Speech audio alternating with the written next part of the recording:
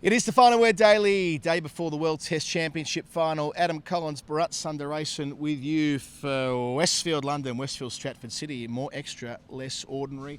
We've heard from both the captains today. We've got a pretty good handle on where Australia are taking this. Well, we know what their 11 is. We're less clear about India. Maybe we should start with India and Rohit Sharma's team. It is quite likely the case that Ravichandran Ashwin, number one ranked bowler in the world, has the wood over Australia in quite a spectacular way, albeit not quite as much away from home. He's probably going to miss in favour of Shardul Thakur because he hit twin 50s here a couple of years ago. Does that sound about right to you? He certainly did, and it certainly does. The whole saga of Ashwin away from home has become the longest running soap opera in Indian cricket, hasn't it? You can see both sides of the story. The Indian management, the previous Indian management felt, look, we have Ravindra Jadeja. He is the number one all-rounder in the world alongside Ben Stokes, and I strongly believe in that. So that's decided. Now, do we need, as good as our Ashwin is, do we need Ravichandran Ashwin in the side as a second spinner where you're not sure how much you'll need him, whereas you think that having a fourth seamer, especially because you have Shardul Thakur who can bat, and you said, the 250s he made here and the runs he made in Australia at the Gabba, you know he can provide that for you. You're always tempted to keep him in the side because he can swing the ball as well, and Duke 6 is swinging these days. So I think those are the reasons why or what have gone in favour of Shardul Thakur in the last couple of years in England and in South Africa, and it very well might go in his favour again because the number of overs that spinners have bowled here is ridiculously low this county season. I think just 30 overs of spin. Yeah, that is true. I still think it's odd. I mean, Ashwin, he might average 39 in senior country, strike rate of 82. I get that. I see the numbers, but you can't. Cricket's not played on spreadsheets. It's often played above the shoulders, and Ashwin has always been in the Australians' heads. They've got 4 left-handers in the top 7. He enjoyed success against them a few months ago. He bowled surprisingly well. By surprisingly well, I'm overplaying that point. He had more of an influence on the World Test Championship final in 2021 than his discipline might suggest on a seaming track. The whole thing to me feels like too smart by half. Ashwin is a player who has dominated Australia before. To leave him out, even in circumstances or conditions that may not quite be a spinner's paradise, Jadeja, on the other side of it, wouldn't you see him more as your number 6 in any scenario? I mean, look at his record over the last 3 years with the bat. Exactly. He gets picked on his batting, even if he doesn't end up being a frontline spinner. I'd flip it round. You know what it reminds me of? We were at the Oval, 2017, India lose to Pakistan in the Champions Trophy final. Ashwin and Jadeja both play in that game. Yep. And what happens right after they lose? Ashwin and Jadeja are taken away from the wide ball circuit for 2 years. Right? Yuzvendra Chahal and Kuldeep Yadav come and they become a force till the 2019 World Cup when India get knocked out, and they're gone, and Jadeja comes back immediately. Only at the end, right? Jadeja got left out for the whole tournament, brought back for the semi, and nearly won it on his own. He did. And I think it's similarly, because India lost in 2021, the last time Ashwin played a test away from the subcontinent for India, not that he didn't bowl well, but it's almost like he's become a scapegoat in a way. Like, he's being treated as an excess to their needs, the second spinner. Whereas when you have someone like Shardul Thakur, you're just tempted to. Virat Kohli definitely was as captain to play the fourth seamer. He was always in favour of playing the extra seamer. Don't forget, Rohit Sharma hasn't captained a test match on English soil before. True. Because it was Virat Kohli for those first 4 tests, and it was Jasprit Bumrah, who we're missing here, who captained the solitary test last year once the baseball era had begun. So it'll be a new challenge for Rohit Sharma as well, even at this stage of his career in a big final, to lead his charges, and he's a gut feel captain. So I would believe him even if he says, like he did say in the press conference today, that they haven't taken a decision on Ashwin. If he wakes up tomorrow and he looks out, the sun's out, the pitch is looking drier and drier the more we look at it. There's a green tinge to it, but it is dry. Like, you could see Pat Cummins earlier just like knocking the surface. You could see it's a pretty firm surface. It's deceptive, right? Like there's always a green tinge to pitches at the Oval the day before a test, despite what you'll hear online from sort of amateur horticulturalists and betting enthusiasts who see it like, oh, it'll be over in 2 days, it's a green top. Believe me, I do cricket here all the time at the Oval, and that pitch is exactly how it is before most games of red ball cricket here. So that shouldn't really factor into their thinking. But I wonder whether the other piece of this with Shardul Thakur is, could he be the third seamer? Because we're kind of taking it as read that Umesh Yadav would be the third seamer, when Shardul might lengthen their batting yet further as the first change behind Siraj and Shami? Look, he hasn't played a lot of cricket in the last 18 months or so, right? He had the injury break, and so that might kind of come into consideration. And Umesh Yadav played the last World Test Championship final, didn't he? He had a couple of pretty incisive spells as well. So he's been around for so long. Australia are no strangers to Umesh Yadav. And I still think Umesh Yadav is ahead of Shardul Thakur in the pecking order in terms of just playing as a pure bowler. But having said that, look, we saw what Shardul Thakur can do here. We saw what Shardul Thakur can do with the moving ball in South Africa when he took the 7-wicket haul. That was a golden run for him, those 6-7 months. Actually, first 12 months of Test cricket for him, proper Test cricket for him. But I still don't think they look at him as the third seamer. Having said that, Rohit Sharma has grown up with Shardul Thakur. There is this unbelievable chemistry between the two. He does bring out the best in Shardul Thakur.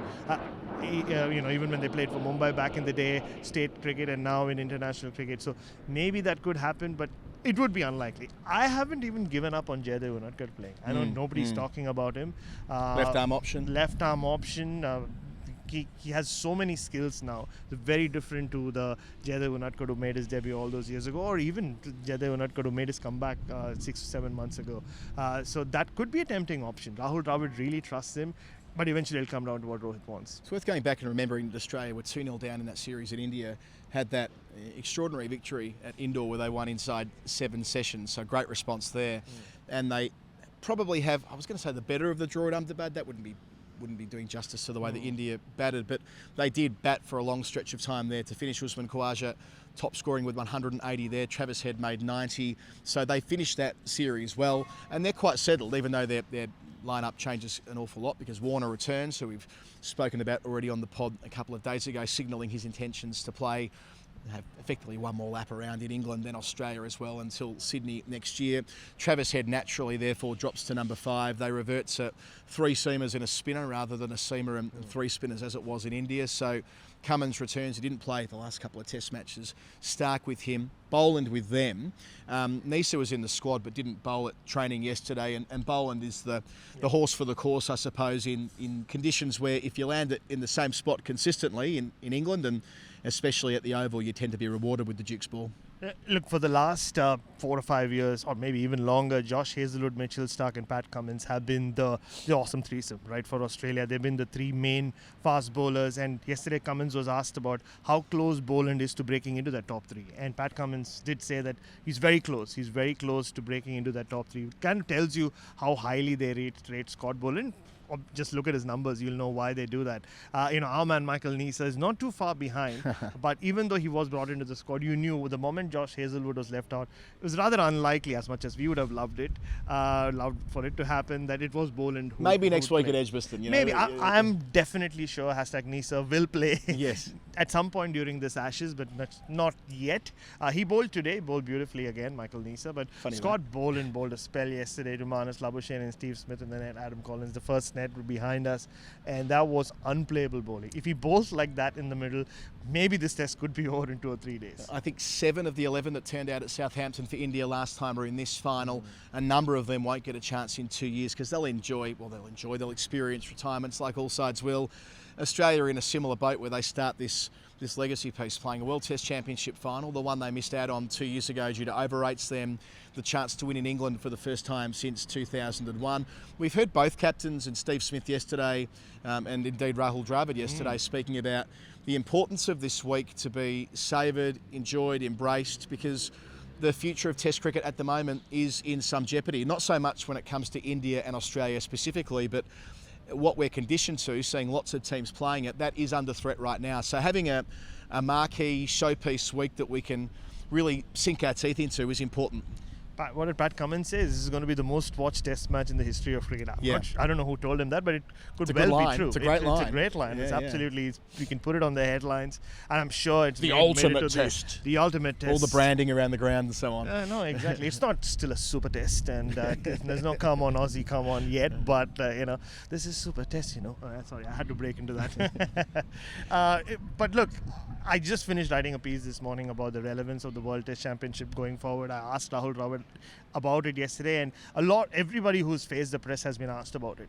And there's such ambiguity about all those answers, right? David Warner, I asked him in Beckenham, he said maybe we should play a 3-match series. Andrew McDonald was asked about it. He said, no, there's no time to play a 3-match series. Rahul Roberts said maybe we need to find a way with some of these other test teams play a lot more, but he said the press conference isn't the right space to discuss it because it'll take a lot more time.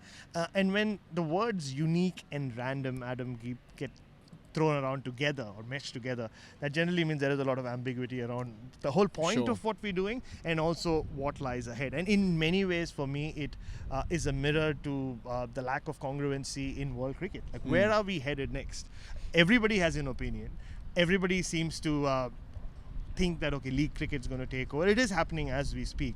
But where does the World Test Championship as a concept, forget about Test cricket, that's going to survive for quite a while, but the World Test Championship as a concept, the world, especially in the World Test Championship, going to exist? How long is it going to exist? Is it going to continue to be, or maybe going forward, will it just be the coronation of the 3 big teams just playing, or 2 of the 3 big teams facing each other repeatedly in England once every 2 years? Could it just be that? Could be like 1912, bring them out every Exactly, have a yeah. triangular tournament between the air quotes big 3. But yeah, I mean, the fact that neither side's really had an opportunity to play a tour game. I mean, Australia probably could have last weekend, but they feel like they've done enough prep. But yeah, the whole energy around this is different because of, well, what we've experienced and seen around world cricket in the last 12 months. So yeah, I don't want to be downbeat at the beginning of this, but you're right.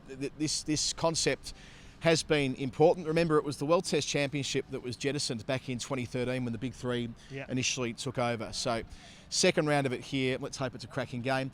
Before we sign off, Bharat, you've not been with us since we've joined forces with Westfield London and Westfield Stratford City. Indeed. Told you a lot about them last week. So westfield.com/United Kingdom /London. Now, if you are watching the World Test Championship final here at the ground, or indeed if you're not, you have so many options. And I thought you'd like this, Baz. At Shepherd's Bush, the London version of Westfield, at Shepherd's Bush, Copper Chimney, Mumbai's most iconic dining destination. Copper Chimney, did you say? Copper Chimney. Wow. Copper Chimney is Growing there. up, Copper Chimney is where I always wanted to go to eat but couldn't afford to. But eventually we did. Well, you My can. parents did take me The there. best Indian food you'll find in London. They have more than 50 years' experience, an outstanding cocktail menu to prove it. While Bindas Eatery is a modern take on a classic Indian street food, the perfect place for a bite before or after a visit to Putt Shack, All-Star Lanes, or City Bouldering, or Flipper's Roller Boogie Palace. If we can't find an excuse to get to Flipper's Roller Boogie Palace at some point in the next 2 months, want a boogie. we're not I going want a in boogie, hard baby. enough. So westfield.com/United Kingdom /London to see everywhere you can eat, shop and play in Europe's largest shopping centre. Westfield London and Westfield Stratford City. More extra, less ordinary. Oh, can't wait. Let's go boogie, eat at Copper Chimney and Copper Chimney. Bindas. I'm chuffed to hear that this is something you're familiar with. Yeah, and Bindas in Mumbai lingo means carefree, which is also what Baz Ball is. So maybe we can start calling it Bindas Ball. at Maybe some we'll see point. some carefree cricket from Rohit Sharma and co this week. What do you mean? This is the problem. It's Test cricket. Yeah, IPL is over. I don't understand cricket. Yeah. The world's foremost Rohit Sharma impersonator, Bharat Sundaresan. I'm Adam Collins. This has been the Final Word preview show. Cannot wait to make this every night with Jeff at Stumps for Westfield London, Westfield Stratford City. More extra, less ordinary. Bye from us.